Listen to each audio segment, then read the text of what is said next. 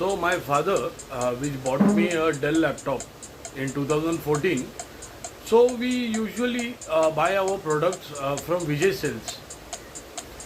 So which is attached to Bajaj Finance. My father faced a problem that the bank account there was unnecessary money deduction. So I suspect now scammers must be buying tech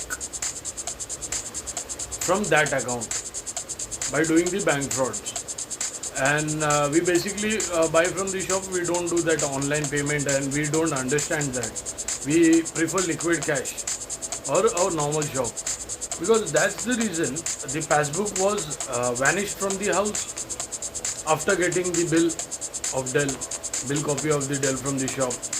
What if a server, there must be a tech involved, and that tech is bought from that bank account,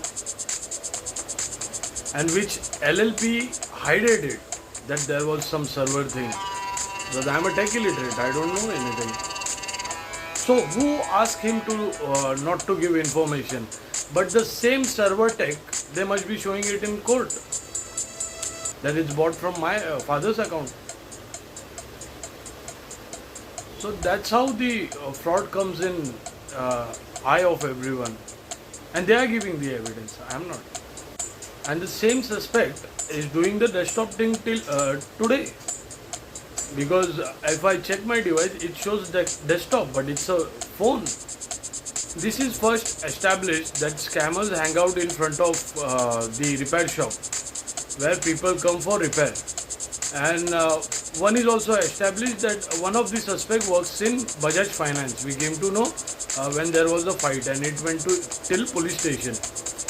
And what if guy from the scam team is working in Vijay Sales? So they could easily forge the bill and the statements, because forgery is their game, as they did it before of SWA papers.